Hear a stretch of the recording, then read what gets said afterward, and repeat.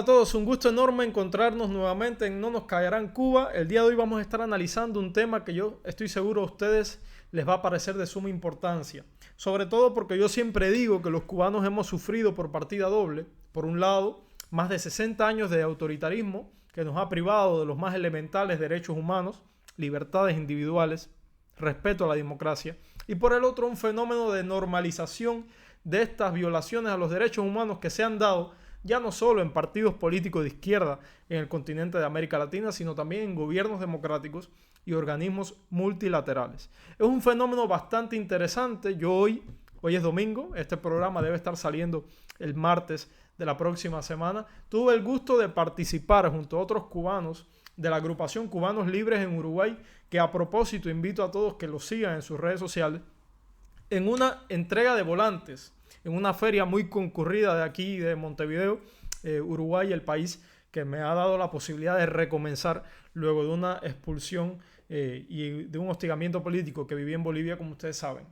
Y es interesantísimo lo que ocurrió allí, porque al unísono se nos acercaban personas interesadas en lo que ocurría en Cuba, interesadas en lo que los volantes les trataba de enseñar, que son las violaciones evidentes a los derechos humanos, la cantidad de prisioneros políticos, el drama humanitario detrás de una dictadura.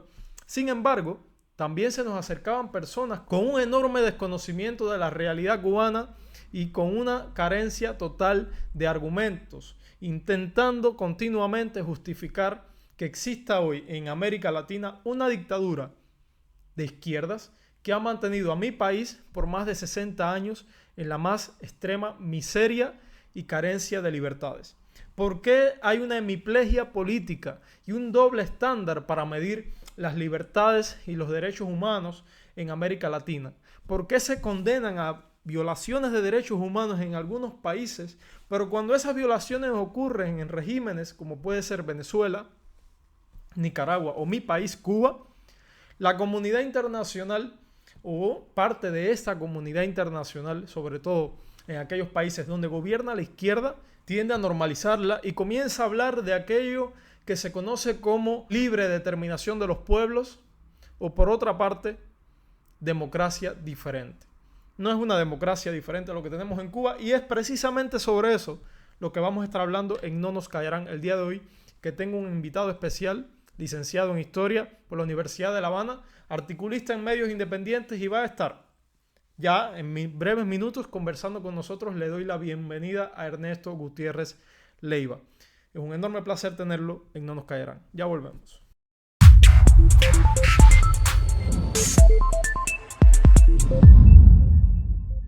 Ernesto Gutiérrez Leiva, un enorme gusto que nos acompañes en No nos callarán. Te damos la bienvenida. No nos callarán, un espacio para el intercambio de ideas, para el intercambio de opiniones entre cubanos de dentro y fuera de la isla. Antes de comenzar a hablarte del tema de hoy, quiero poner sobre la mesa algunos puntos a partir de los cuales es importante que discutamos. Para el que no te conoce, Ernesto Gutiérrez Leiva, licenciado en Derecho, aparte articulista en medios independientes como Hipermedia. Te doy la bienvenida. En días recientes hemos visto la visita del dictador venezolano a Brasil, y el presidente Lula, recientemente electo, le dio la bienvenida y habló de las violaciones a los derechos humanos en Venezuela como una narrativa que se había construido alrededor de esto. Días anteriores lo habíamos escuchado hablando de Cuba como una democracia diferente. Y yo creo que no es un proceso que ha ocurrido solamente con Lula, que lo tomé para poner un ejemplo, sino una cuestión que se ha llevado durante muchísimos años y que forma parte de una invisibilización y de una normalización de la situación cubana, que nos afecta a los cubanos, sobre todo porque sufrimos por partida doble. Por un lado, una dictadura que nos tiene aplastado en cuestión de derechos y libertades, y por el otro, la invisibilización de una comunidad internacional que hace oídos sordos sobre lo que ocurre dentro de Cuba. A mí me interesaría mucho que tu comentario al respecto. ¿Por qué tú crees que esto sigue ocurriendo, sobre todo después de que ocurrió en Cuba un 11 de julio, que fue masivo, que el mundo pudo ver la realidad de lo que significa la represión dentro de Cuba? Buenas, Magdiel, ante todo, gracias por esta oportunidad, por estar dispuesto a soportarme durante lo que dure esta conversación. Sobre todo gracias por la labor que haces desde Twitter, desde los diferentes espacios y por darnos voz a los que en cierto modo no tenemos voz. A ver, la culpa de todo la tiene un psicólogo americano, estadounidense creo, que se llamaba Abraham Maslow.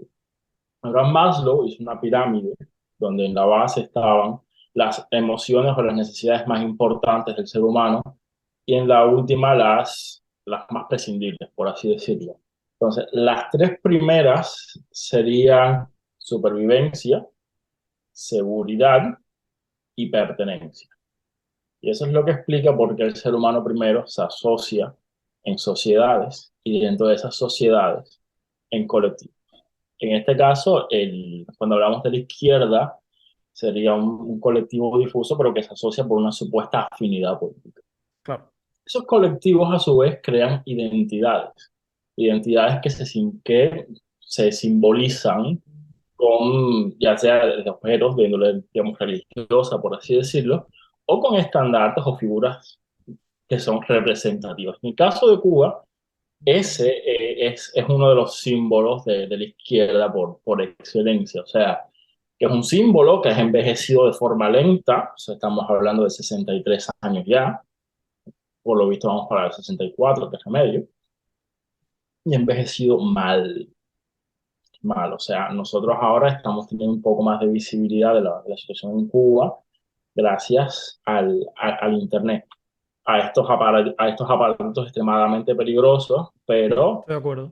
sucesos como la Primavera Negra del 2003 o las oleadas migratorias que existieron durante a lo largo del siglo XX, estamos hablando de personas que morían literalmente ahogadas huyendo del paraíso socialista. Eso no se veían tanto como si se ve ahora. ¿Qué ocurre? ¿Por qué un uruguayo que jamás ha estado en Cuba, posiblemente no se puede ubicar a Cuba en el mapa, digo un uruguayo, un alemán, un canadiense, eh, se siente incómodo cuando personas como tú y como yo, que hemos vivido, o sea, no es lo que nos han contado, es lo que hemos vivido, criticamos el experimento cubano? Bueno, porque es parte de su identidad, porque estamos cuestionando su identidad, uno de sus tótems. Entonces, inconscientemente está esta pregunta: si este tótem mío identitario es falso, ¿qué hay detrás de todo eso? Quizás todo lo demás sea falso, cuestionable también. Y eso es algo, una, una decisión que requiere mucho valor y no todo el mundo está dispuesto a hacerlo. Mira, es bastante interesante eso que me comentas, me hablas de Uruguay y precisamente hoy es domingo, este programa va a salir el martes, pero hoy tuve el gusto de participar junto a Cubanos Libres en Uruguay en una cuestión tan simple como entregar volantes en la calle, que para nosotros tiene un valor enorme precisamente para desconstruir, ¿no? La percepción que se tiene en el Uruguay y en América Latina sobre el proceso cubano. Y se nos acercaron personas curiosas interesados en lo que decían los volantes, en las denuncias. Sin embargo, se nos acercaron también, por ahí están los videos, personas bastante alteradas, bastante molestas, porque estábamos cuestionando, nosotros cubanos, al sistema cubano, ¿no? Nos hablaron incluso de las dictaduras que sufrió el Uruguay, que ha sufrido América Latina en el siglo pasado. Y yo me puse a pensar en ese momento, si el Uruguay, por hablar de un ejemplo en concreto, sabe lo que es una dictadura militar, sabe lo que significa los militares gobernando y la falta de democracia y derechos humanos, por qué razón ocurre que estas personas relativizan nuestro sufrimiento, nuestra situación, ¿no? Y es una cuestión que se extrapola no solamente a la dictadura o a los partidos políticos, los sindicatos que gustan tanto de manifestarse en los países democráticos por cualquier razón que consideren injusta. ¿Por qué razón quieren para nosotros los cubanos lo que ellos pueden disfrutar? ¿Acaso en Cuba se ha ganado todos los reclamos y los derechos de la clase obrera para que el régimen cubano nos impida manifestarnos? O sea, ¿acaso Cuba es un paladín de los derechos de la clase obrera? Entonces, no sé qué valoración tienes tú sobre esto, porque es un fenómeno que no solamente ocurre ya en los gobiernos, también en organismos multilaterales. Vino el señor Borrell hace menos de 15 días a La Habana, se paseó por las instituciones, visitó a Díaz Canel, casi le besa los pies, y estamos hablando de la Unión Europea, o sea, la unión de las democracias, una sólida unión de democracias en Europa. Eh, no, ni hablar del mundo intelectual. Es un problema realmente muy serio. ¿Qué Mira, consideras sobre esto? ahora que mencionas lo de los sindicatos, te voy a hacer una anécdota. Estaba yo en cuarto año, estábamos dando derecho laboral, y resulta que en la primera democracia socialista del mundo, de América, perdón, cuando revisas el código laboral, el derecho a huelga no está. O sea, los trabajadores de la democracia socialista cubana no tenemos derecho a huelga. Cuando ese proyecto, el Código Laboral, llegó a la Organización Internacional del Trabajo, ellos pusieron el grito en el cielo porque ¿cómo es posible que el derecho a huelga en Cuba, justamente en Cuba? La respuesta de las autoridades cubanas fue que ahora mismo, perdón por no recordar el Sí, artículo, no, no te preocupes. inciso K, hay un difuso derecho a transmitir solicitudes a las administraciones, y que entonces si usted estira eso a modo de chicle, bueno, ahí usted puede interpretar que ahí está muy solapadamente el derecho a huelga. Mira, a ver, ¿qué ocurre con estos sujetos? La respuesta simple, la respuesta de trinchera, de barricada, la ideológicamente fácil, es decir, es que toda la izquierda es puro orco, la izquierda no sabe nada, la izquierda bla, bla, bla. Pero eso realmente no se condice con los hechos, porque ahí hay una Lina Bárbara Hernández, un Jorge Fernández Hera, Exacto. que un Leonardo Romero Negrín, que son personas con las que yo tendría infinidad de discrepancias ideológicas. O sea, Leonardo Romero Negrín salió con un cartel que decía socialismo sí, represión no, derecho a tener derechos, algo así. O sea, yo la palabra socialismo no, a ver, la detesto, la aborrezco. Pero por encima de mi opinión personal está el derecho de ese muchacho a salir con el cartel diciendo lo que le dé la gana. Exacto. O sea, no se trata de una cosa de que, a ver, protesto cuando reprimen a los que son ideológicamente afines a mí. Hay otras personas de un corte socialdemócrata muy ilustrado, Alexei Padilla, amigo personal mío, una amistad de la que presumo. Otros como Miguel Alejandro Hayes, que fue el primero que me dio la oportunidad realmente de escribir. De hecho, la mayoría de mis artículos están en un blog que se llama La Trinchera, que lo auspicia él. Y que son personas que, independientemente de que uno pueda tener diferencias que son legítimas, sí tenemos claro que hay unos determinados valores y unas determinadas líneas rojas con las que no se pueden cuestionar. Y luego hay otro fenómeno que se ha visto mucho más recientemente, sobre todo a raíz de lo de Rusia. A ver, Vladimir Putin, teóricamente él debería ser la encarnación más perfecta y acabada de todo lo que la izquierda debería despreciar. Exactamente. Es un hombre caucásico, machista, misógino, a raíz de sus políticas, digamos que es abiertamente xenófobo, aliado de la Iglesia Ortodoxa, en fin, es lo más acabado, o sea, lo más acabado, lo más puro, o sea, el Partido Comunista Ruso le hace oposición a Putin, para que tengas una idea. Aparte de belicista, ¿no? Imperialista, imperialista en mayúsculas. Exactamente, exactamente. Los mismos que están diciendo, ay, pero qué mal la invasión a Irak, que la invasión a Irak se puede cuestionar por muchísimos lados, pero la invasión a Irak fue la que permitió sacar del poder a alguien que tenía el sobrenombre del carnicero de Bagdad. Imagínate las cosas que hacía Saddam Hussein.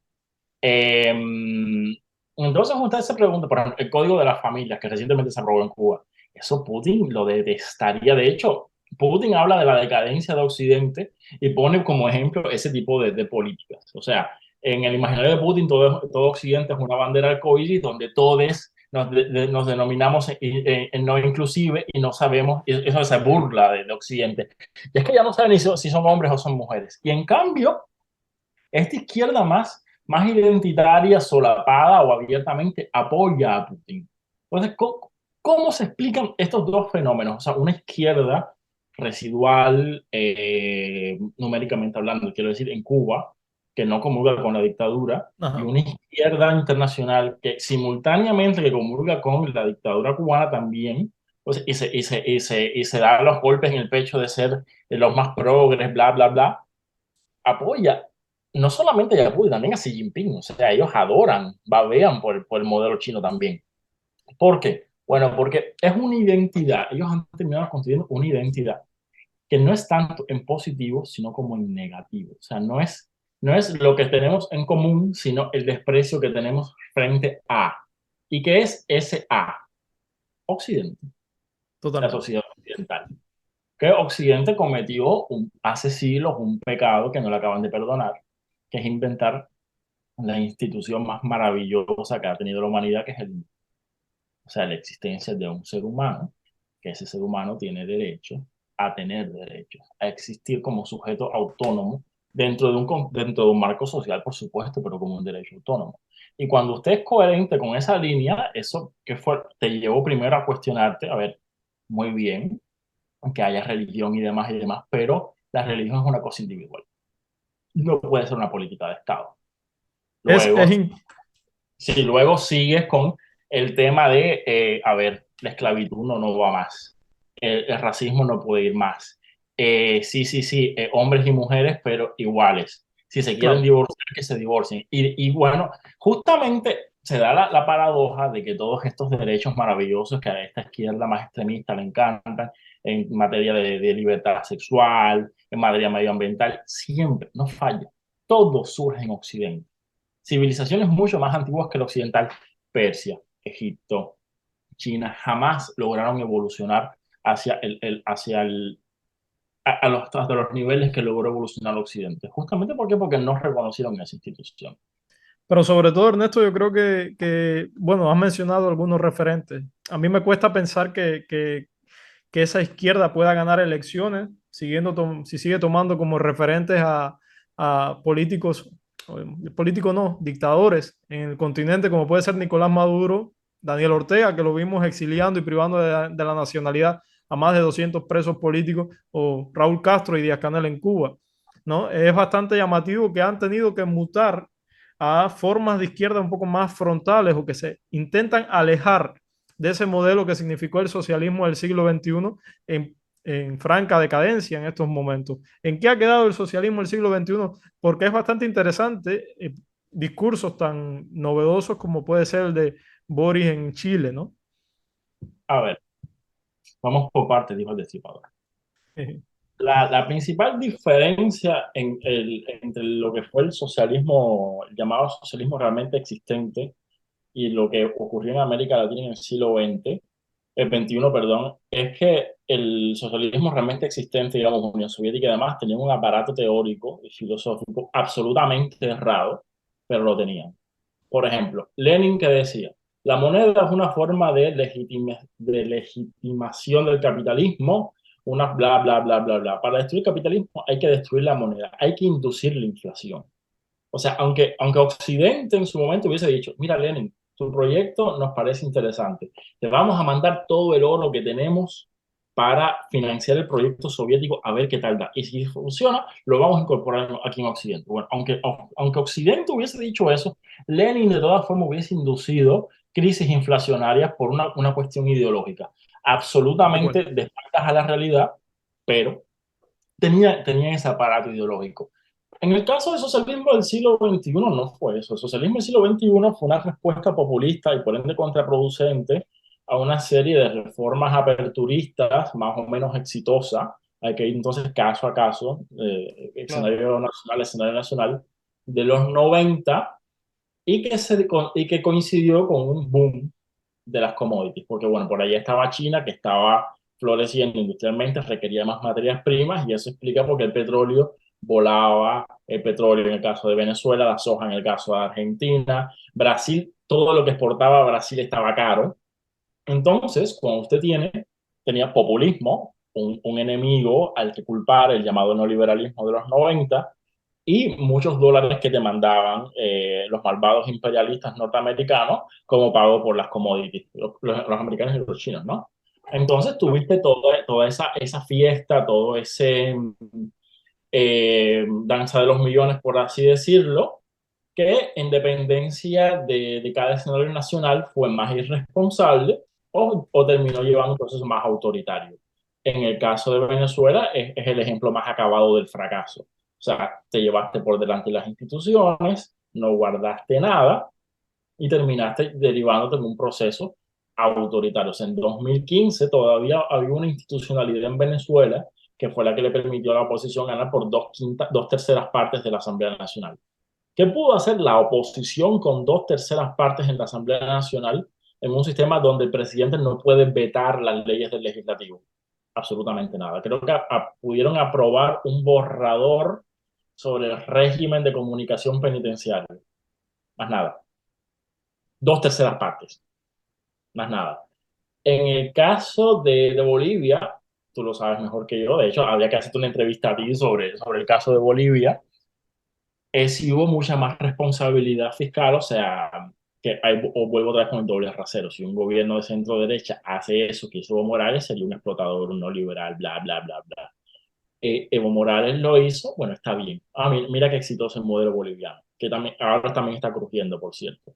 Y en el caso de Argentina, hay una institucionalidad mucho más sólida que también tiene que ver con el caso nacional argentino, con el haber sufrido una serie de dictaduras previas que hace que cualquier opción a la democracia no sea factible, no Claro. sea factible, y que bueno, eventualmente a medida que se les ha acabado la plata, el populismo de hecho es lo que está pasando en Argentina, se le está deshaciendo el populismo por falta de plata. Entonces tienes esta nueva izquierda, el Lula 2.0, el Boric, que uno, ya tienen el fantasma de Venezuela, y dos, no tienen el boom de las commodities que tuvo Chávez o que tuvo Morales en sus mejores tiempos, por eso tienen que ser más rosaditos. Claro. Y no, y totalmente alejarse, en el caso de Brasil todavía lo pongo entre dudas, pero incluso se ha sabido que ha condenado determinadas violaciones a los derechos humanos en Venezuela en algunos organismos internacionales, pero en el caso de Chile ha sido bastante enfático, sobre todo en Nicaragua, todavía con Cuba le cuesta, ¿no? Es A como, ver, es por el factor identitario. Cuba es un símbolo anti-norteamericano de décadas. Ya lo de Venezuela es mucho más reciente. Y además también hay otro factor del que no se habla mucho.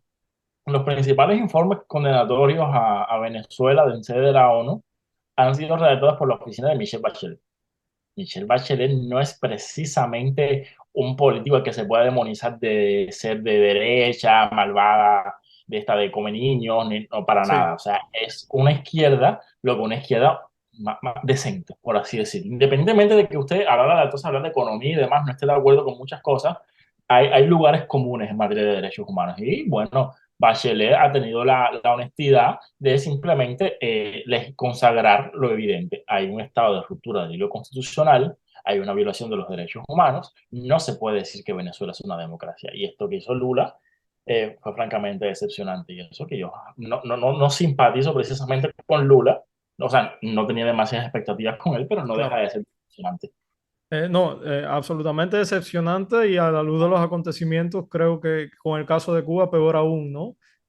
Yo realmente yo me cuestiono qué tiene que pasar porque tú dices algo, me hablas de un factor identitario, pero yo lo pondría en una cuestión de decencia, ¿no? Porque es una cuestión de decencia el respeto a los derechos humanos. No está en discusión el respeto a los derechos humanos en ningún país. Entonces, con Cuba se tiende a hacer nuevamente este tipo de borrón y cuenta nueva. ¿Qué tiene que pasar para que la izquierda latinoamericana despierte y mire a Cuba o deje de mirar a Cuba como ese lugar donde va y pone todas sus frustraciones?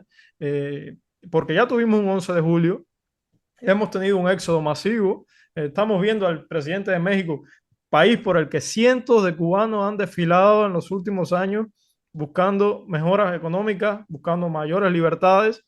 Ha sido un corredor migratorio y seguimos viendo al presidente de México llamando a Cuba como el país de las maravillas. Yo realmente cuestiono la capacidad que tienen estos gobiernos para poder ver la realidad o no la cuestiono tanto, evidentemente la están ocultando. ¿Qué tiene que pasar para que se despierte o simplemente tenemos los cubanos que seguir aguantando la invisibilización por la izquierda que, dicho sea de paso, controla muchos organismos multilaterales y va a seguir gobernando porque así es la democracia?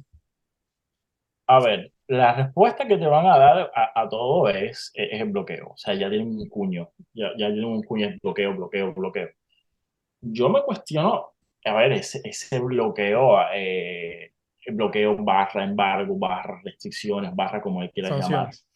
sanciones, como le quieras llamar. A ver, Es el es parteaguas. decía Exactamente, Joanisa. es un bloqueo, o sea, hizo falta, por ejemplo, un 11J de una semana para que el primer ministro se dignara a abrir la aduana. O sea, pasamos todo yo estaba en Cuba en 2020. O sea, te estás hablando con un cubano que tuvo que hacer colas para comprar comida. Entonces hizo falta que ocurriera un 11J para que nos enterásemos, o sea, a nivel nacional, o se reconociera, bueno, durante todo este periodo, la aduana estuvo cerrada. Ven acá, para que tú cierres la aduana, sin última instancia no te puede entrar nada por el bloqueo. O sea, Eh, dos, no entiendo cuál es la efectividad de este bloqueo que no impidió que entrase el material represivo que se desplegó durante el 11J. O sea, eso entró por el aeropuerto pero por o por el supuesto. mar, como quiera, pero entró. Luego, no entiendo la efectividad de ese bloqueo que no evita que entre el material para construir los hoteles o el parque automotor para renovar el parque automotor de la policía o del sector turístico. Y no entiendo la efectividad de esas sanciones financieras, máxime hoy, cuando todos sabemos que bueno, que les están demandando a la dictadura, les están demandando en Londres un juicio por impago de deuda. A ver, pero si hay un bloqueo financiero y demás, en principio esa deuda jamás se podía haber emitido. Entonces, Exacto.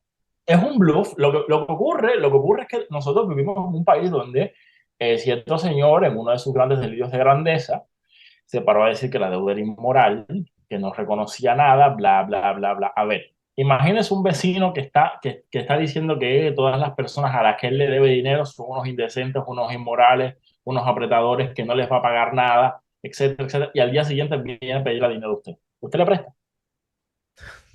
Obviamente no. Es lo que está pasando en Cuba. O sea, no hay fiabilidad. Prestarle a Cuba es extremadamente riesgoso. Eso es por un lado. Por otro, a ver, mira, si no hay nada más difícil que salvar a alguien de sí mismo. Si la izquierda internacional quiere seguir siendo cómplice de la dictadura, que sea cómplice de la dictadura.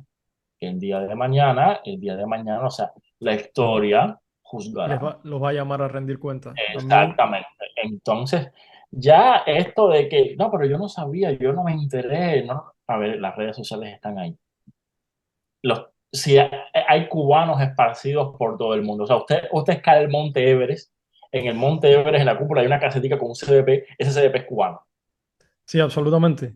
Y Entonces, si ellos quieren seguir con su fantasía lavándole la imagen a una dictadura, que sigan allá ellos. Así de yo digo sencillo. que yo estoy de acuerdo contigo. El peso de la historia va a ser más claro que todo lo que nosotros podamos decir acá. Es muy interesante. Mira, aquí en Uruguay yo hablo de Cuba y lo primero que me dicen, obviamente las sanciones es lo primero que te hablan. En segundo lugar, los médicos, ¿no? Porque se han encargado de vender, yo creo que es la mentira, siempre lo digo, la mentira mejor vendida al continente es el sistema de salud cubano, el Ujú. sistema educativo cubano, ¿no? Se han encargado de vender un sistema de salud fructífero, un país que murieron miles por falta de oxígeno, un país que, vamos, ni hablar de lo que significan las misiones médicas, este engendro de explotación que significan las misiones médicas, ¿no? Vamos a hablar de educación. Tuve un programa que no ha salido con Leonardo Fernández Otaño hablando de la exclusión en las universidades. Obviamente, acceso a la universidad, sí, eres revolucionario, porque la educación y la El universidad para discurso de los los derechos, revolucionarios. el discurso de los derechos, ¿dónde queda? O sea, porque si es un derecho, después no puedes venir a condicionármelo a, porque a ver, la universidad es pública porque tu Estado dijiste que tú ibas a monopolizar el sector. Si la universidad es pública, se paga con los recursos de todos, independientemente o sea, de piense cada quien como piense. Entonces, ¿con Exacto. qué derecho vienes tú a vetarme el acceso a un servicio que tú afirmas que es un derecho? Pero además mienten, y cuando vamos a hablar de medios de comunicación, mienten ordenados desde La Habana. Y esto lo digo enfáticamente. Medios de comunicación afiliados a la izquierda del continente mienten recibiendo órdenes de La Habana. Yo recuerdo que en mi caso el periódico argentino Página 12 fue quien inició todo lo que se conoció después, una campaña de mentira que hasta el día de hoy no han probado ni van a probar porque no es inexistente todo el teatro que se han montado, que llevó a que a mí me expulsaran de Bolivia. Y Página 12, que es uno de los medios más importantes en Argentina, prestó su edición para que se publicarse mentiras sobre alguien que ni tan siquiera conocían. Yo no conozco el periodista que escribió semejante artículo. Y estábamos hablando entonces de que La Habana no, ya no solamente una invisibilización de los derechos humanos por parte de la izquierda del continente, sino que salen órdenes desde La Habana hacia núcleos a través de las embajadas que las tienen desperdigadas por todo el continente, con una enorme influencia en esas sociedades. O sea, cuando yo vi el periódico Página 12 mintiendo de esa manera, yo me cuestioné muchas cosas, ¿no? ¿Qué hay detrás de eso? ¿Quién financia? ¿A qué van esos periodistas a Cuba? Porque se les ha visto en Cuba. Redes de las embajadas creando estos llamados comités de amistad entre Cuba y cualquier país del continente. Lo que están haciendo es una infiltración enorme de la propaganda y de la mentira y es un peligro para la región todo esto. No, a ver, yo digo que si tan solo la mitad de los casos de personas que han pronunciado críticamente en contra del régimen de La Habana, efectivamente fueron financiados por la CIA, Cuba tendría que tener una renta per cápita similar a la de Dubái o algo así. O sea, No se sustenta el absolutamente. primer rango nacional sería, el primer empleador en Cuba sería la CIA. ¿Eh? Por otro lado, es que ya el discurso cansa, ¿entiendes? O sea, todo el mundo, todo el que critica lo paga la CIA. Ven acá, Sí, no hay posibilidad, no hay posibilidad, o sea, tan infalible eres, tan perfecta es tu gestión, que la única forma en que alguien podría cuestionarte algo a ti es porque te paga la CIA. O sea, estamos hablando de un oficialismo que lleva 63 años en el poder, 47 de ellos con la misma persona. Hubo un cambio por razones biológicas, jamás todo quedó en familia porque fue de uno, de hermano a hermano. O sea, que el proceso de ruptura ahí no había mucho. Y este que está aquí está porque, bueno, le simpatizó al anterior. Bueno, yo bromeo con unos amigos españoles que tengo, le digo, a ver, ustedes ahora están pasando trabajo porque no saben si va a ser Feijóo, si va a ser Sánchez o quién, porque no tienen el sistema electoral que tenemos nosotros. en Cuba Yo, no vivimos. 10, o sea, como 5 o 6 años antes de que Díaz Canel asumiera, yo sabía que él iba a ser el presidente, el siguiente. O sea, era una cosa evidente, una cosa evidente. Ahora que mencionas al innombrable, me gustaría ¿Cuál de hacerte... todos? Bueno, al que aparentemente gobierna, que no gobierna, todos sabemos que no gobierna, está detrás de muchas cosas. Me gustaría terminar con una pregunta que casi es obligada porque nos queda bastante poco tiempo. ¿Cómo ves el futuro de Cuba? Está en el poder un señor sin ninguna capacidad de liderazgo, sin ningún tipo de simpatía por parte de la gente, con una crisis económica al borde. El dólar pasó el umbral de los 200 pesos. Es una inflación que se ha comido los ahorros, las pensiones, los salarios. ¿Cómo eres?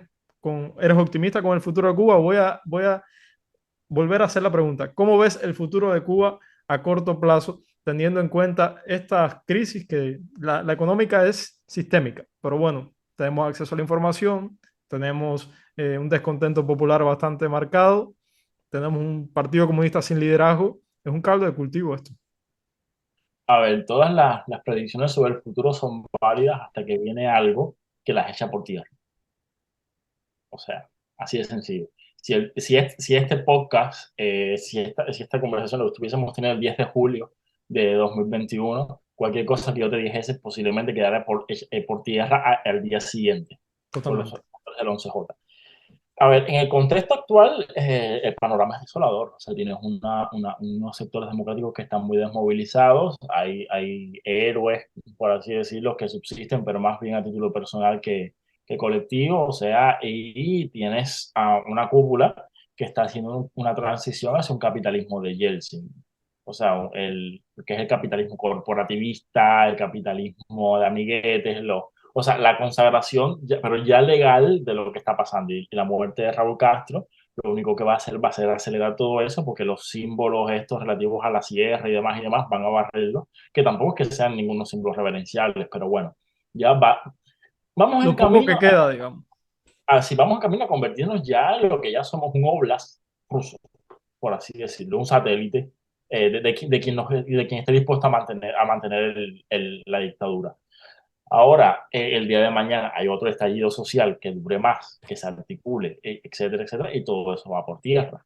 Claro. Todo eso va por tierra. Ahora, te repito, en el corto plazo las expectativas son extremadamente negativas.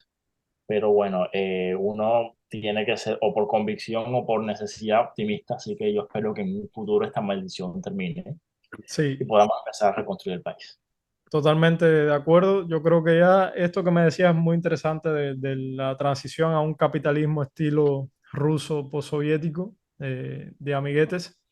Lo estamos viendo todos los días. Ya Sí, todo lo que podía despertar simpatía o romanticismo se ha ido. Los desfiles pasaron a ser aglomeraciones de pequeñas personas a la salida del sol. 8 de la mañana se acabó el desfile. Las grandes concentraciones de personas escuchando discursos multitudinarios ya no existen. No hay nada que ilusione, no hay nada que mueva lo que una vez fue la Revolución Cubana, y todos sus líderes, ¿no? Y, en fin, te doy las gracias, Ernesto, por este tiempo. Yo creo que un debate bastante gracias a ti. interesante y espero que regreses a No Nos Caerán. Acá tienes los micrófonos a tu disposición para cuando lo decidas. Un enorme placer. Y bueno amigos, hasta aquí el programa de hoy. Espero que haya sido de su agrado. Es un tema extremadamente importante por lo que significa para los cubanos, la visibilidad que tiene nuestra causa a nivel internacional. Es la séptima entrega de esto que se llama No Nos Callarán, un podcast para conversar, para debatir, para llegar a consensos sobre la Cuba que queremos construir. Un país donde quepamos todos. Es el séptimo programa y quiero aprovechar para darles las gracias a todos los que se han suscrito a nuestras redes sociales, invitarlos a que si no lo ha hecho puede seguirnos a través de las plataformas de Spotify, Evox, que es donde estamos subiendo el programa en audio. En cambio, si nos quiere ver, estamos en todas las redes, en Facebook, en Instagram, también en Twitter, por supuesto a través de nuestro canal de YouTube, para tener un poco más interacción y que ustedes puedan ver las conversaciones en video. Es un enorme placer para mí que nos hayan acompañado hasta este punto del podcast y como siempre les digo, si su libertad de expresión se encuentra amenazada, si ha sufrido hostigamiento, si ha sufrido persecución por lo que usted piense, por lo que usted diga, nunca olvide tuitear No Nos Callarán Cuba delante de una publicación de denuncia y ahí estaremos parte del equipo recopilando esa información y mostrándola en los próximos capítulos. Un enorme placer que hayan llegado hasta este punto. Nos despedimos. Mi nombre es Magdiel Jorge Castro. Nos vemos.